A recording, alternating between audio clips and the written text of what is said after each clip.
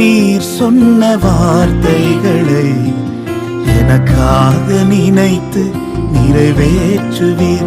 நீர் பொய் வார்த்தை சொல்லிட மனதும் மாறிட மனிதன் அல்லவே. இயேசுவே நீர் சொன்ன வார்த்தைகள் எல்லாம் தவறாமல் நிறைவேறுமே. நீர் அனுப்பின வார்த்தைகள் ஒருபோதும் வெறுமையாய் உம்மிடம் திரும்பிடாதே. இயேசுவே நீர் சொன்ன வார்த்தைகள் எல்லாம் உம் விருப்பத்தை நிறைவேற்றுமே.